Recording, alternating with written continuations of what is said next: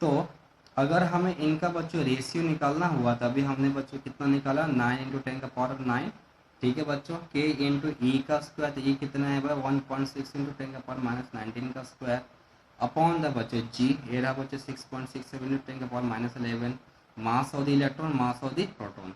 अगर हम इसको बच्चों सॉल्व करेंगे तो हमारा आंसर अभी बच्चों इतना आता है, कितना है बच्चों 2.287 इंटू 10⁻39। ठीक है बच्चों, ये रेशियो क्या है बच्चों F E upon the F G बच्चों, force of the electron for बच्चों क्या बोलेंगे इसको Coulomb force to the gravitation force. इसको बच्चों ऐसा भी तो लिखा जा सकता है ना, ये कूलम्ब फोर्स बच्चों कितना होगा 2.287 इंटू 10⁻39 इंटू द बच्चों फोर्स ऑफ द ग्रेविटेशन। इसका मतलब है अभी ऐसा भाई बना कि जो कूलम्ब का फोर्स जो होगा बच्चों वो इतना टाइम्स 2.28 बच्चों somewhat 2.2 into the 10⁻39 times stronger है किससे, तो भाई ग्रेविटेशन फोर्स से। ग्रेविटेशन फोर्स से इलेक्ट्रोस्टैटिक फोर्स भाई वो इतना ज़्यादा स्ट्रॉन्ग है बच्चों। ये देखा जाए ना तो 2.287 इंटू द 10⁻39 एक के बच्चों बहुत मतलब बहुत ही ज़्यादा बड़ा नंबर है।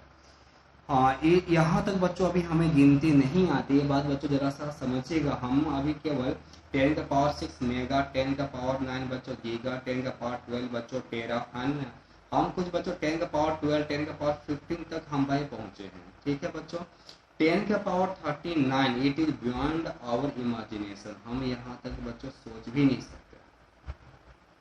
ठीक है बच्चों, हम यहाँ तक इस चीज को नहीं सोच सकते कि भाई 10⁻39 क्या होता है। इसका मतलब ये हुआ कि जो कूलम्ब का जो बच्चों फोर्स जो होगा ग्रेविटेशन फोर्स से बहुत मतलब कि बहुत ही ज्यादा बड़ा होगा, ये रेशियो ये बताता है। ठीक है बच्चों, अगर कोई डाउट है तो बेटा कहिएगा। और जिनका और मीन्स के बच्चों मैं ये भी थोड़ा सा समझ रहा हूँ कि एटलीस्ट NCERT तो कुछ बच्चों आपके स्कूल में भी होता होगा, तो थोड़ा कुछ बच्चों आपको पता होना चाहिए। मैं ये नहीं कह रहा कि सिर्फ आपको NCERT व स्कूल में ही करना और हम आपको नहीं करवाएंगे, ऐसा भी नहीं कह रहा है ना। बस यहाँ पर तो NCERT भी होगा और बाकी चीज़ें भी होंगी। ठीक है बच्चों, तो मीन्स अभी आपकी बात है, अभी आपको ये चीज़ समझ आ रहा होगा। जिनको भी डाउट है बच्चों क्वेश्चन नंबर को है ना या तो स्क्रीनशॉट लेकर के आप भाई मुझे कमेंट सेक्शन में दे सकते हो। चलिए बच्चों आगे चलते हैं बेटा। चलिए भाई ये 3 क्वेश्चन अभी हम लोगों ने बस सॉल्व किया, अभी आगे अभी अगला क्वेश्चन जरा सा बच्चों सॉल्व करते हैं। अगला क्वेश्चन बच्चों ऐसा कहता है कि भाई explain the meaning of A statement electric charge of a body is quantized. बच्चों इलेक्ट्रिक चार्ज व क्वांटाइज्ड है, इसका मतलब समझाइए। ठीक है बच्चों, इसका मतलब समझाइए। तो चलिए बच्चों पहला चीज बस समझते हैं बच्चों, क्वेश्चन व फोर्थ का बच्चों फर्स्ट पार्ट। ठीक है बच्चों, क्वेश्चन मैं आपको यहाँ पर से भाई डिक्टेट कर दूंगा, दिखा नहीं पा रहा हूँ अभी। ओके, और फिर से कहूँगा भाई कि क्वेश्चन के लिए दूसरा फोन में आप इसको आपको भाई देखना पड़ेगा। ठीक है बच्चों, क्योंकि NCERT बुक मैं यहाँ पर से अभी आपको शो ऑफ नहीं कर पाऊंगा। तो 1.4 का पहला क्वेश्चन जो है कि भाई electric charge of a body is quantized. तो भाई इसका क्या मतलब होता है कि कोई भी बॉडी के ऊपर जो चार्ज जो होगा बच्चों वो आपका भाई Q बराबर N इंटू ई के बच्चों फॉर्म में भाई मिलेगा। यह अभी हम लोगों ने देखा हुआ है। N का बच्चों वैल्यू 0 1 2 3 4 बच्चों +-1 +-2 +-3, यानी कि भाई चार्ज जो होगा या तो 1E या तो 2E या तो 3E इस तरीके से भाई मिलेगा, चाहे वो प्लस हो या तो भाई माइनस हो। माइनस के लिए भी -1E -2E -3 ऐसा भाई चार्ज आपको मिलेगा। ठीक है बच्चों, इसको हम लोग क्या बोलेंगे तो इलेक्ट्रिक चार्ज इज क्वांटाइज्ड। ये जो है Q बराबर NE का जो भी आपका इक्वेशन जो है ना, ठीक है ओके, ये आपको क्या बताता है बच्चों that is the electric charge of is quantized. अगला क्या कहता है, why can one ignore quantization of electric charge while dealing with large scale charges। बच्चों क्वेश्चन ऐसा कहना चाहता है कि इलेक्ट्रिक चार्ज जो है ना बच्चों, अगर वो अगर हम एक छोटा बॉडी पर, ठीक है बच्चों, अगर हम छोटा बॉडी पर के लिए अगर हम भाई गिनेंगे तो वो बच्चों आपका चार्ज का भाई क्वांटाइज्ड बच्चों मानेंगे। लेकिन उसी चार्ज जब कोई अगर एक भाई बड़ा बॉडी के लिए जब अगर भाई गिना जाएगा, मतलब कि बड़े वैल्यू ऑफ चार्ज के लिए, ठीक है बच्चों, जैसे कि भाई 1 coulomb charge, 2 coulomb charge, 3 coulomb charge, ठीक है बच्चों, अगर इस टाइप के चार्जेस के लिए अगर कहीं भाई गिना जाएगा तो हम उसके लिए उस केस में क्वांटाइजेशन को, जो ये इलेक्ट्रिक चार्ज का जो ये क्वांटाइजेशन जो होता है, हम उससे भाई इग्नोर कर सकते हैं, यानी कि हम उससे भाई नेग्लेक्ट कर सकते हैं।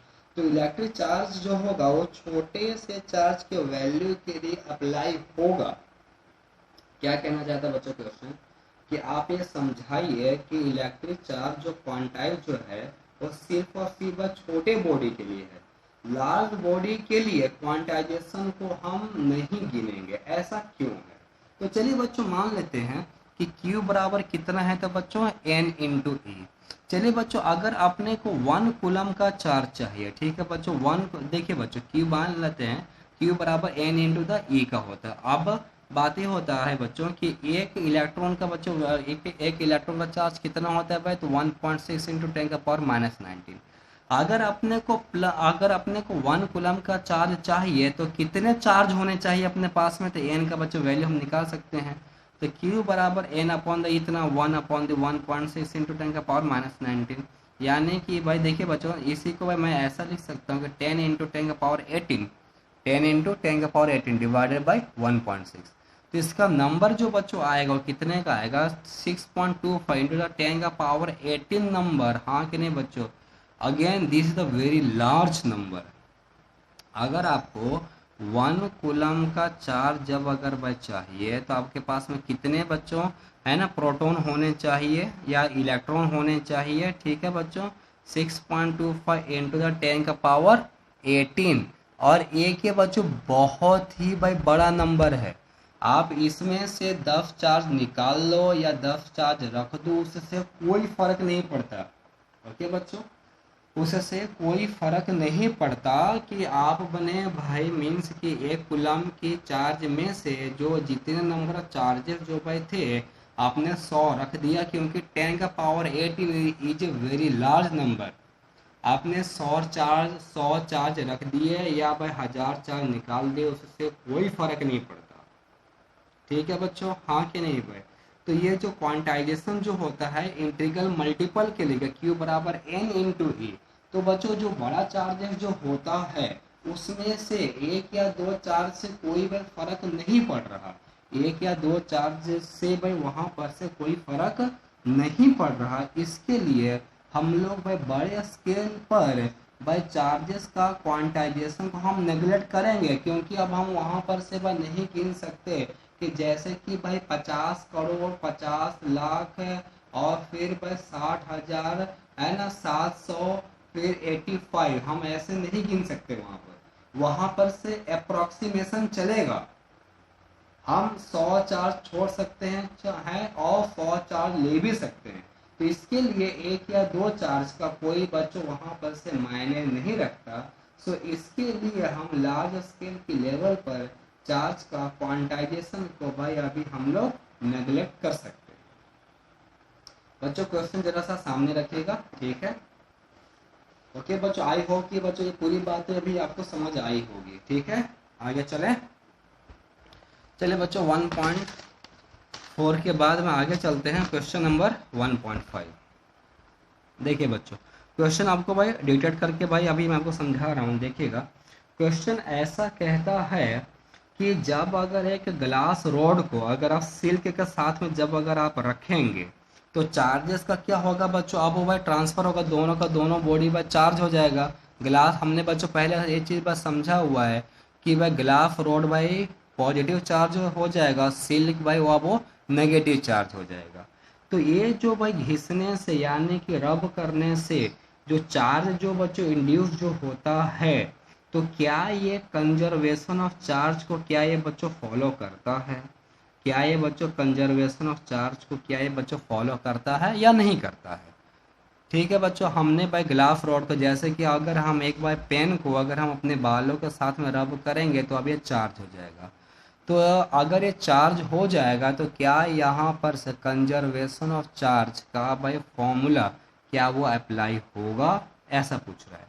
तो बच्चों इसका आंसर है यस, कि अगर आप कोई भी दो बॉडी को, जैसे कि मान लेते हैं कि भाई ग्लास रॉड एंड सिल्क, अगर आप इनको भाई रब करेंगे तो ये दोनों भाई चार्ज होगा, तो ये दोनों जो हैं वो भाई क्या कर रहे हैं कि कंजर्वेशन ऑफ चार्ज को पूरा 100% फॉलो कर रहे हैं। कैसे कर रहे हैं, देखिए बच्चों, ये दोनों पहले भाई न्यूट्रल था, हमने इनको भाई रब किया, तो रब करने से क्या हो गया कि भाई ग्लास रॉड बच्चों पॉजिटिव चार्ज हो गया और सिल्क क्या हो गया बच्चों, नेगेटिव हो गया।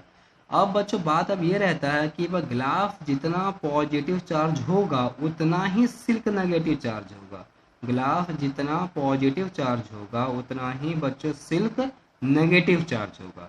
मान लेते हैं कि अगर कहीं भाई ग्लास के ऊपर चार्ज है +10 कूलम, ठीक है बच्चों, ये तो भाई सिल्क के ऊपर बच्चों कितना होगा, -10 कूलम। इसका मतलब ये हुआ कि भाई जितना भाई ना पॉजिटिव चार्ज ग्लास रोड के ऊपर आया उतना ही नेगेटिव चार्ज है वो सिल्क के ऊपर आया, यानी कि total number of the charge फिर बच्चों ये तो सेम ही हुआ है ना।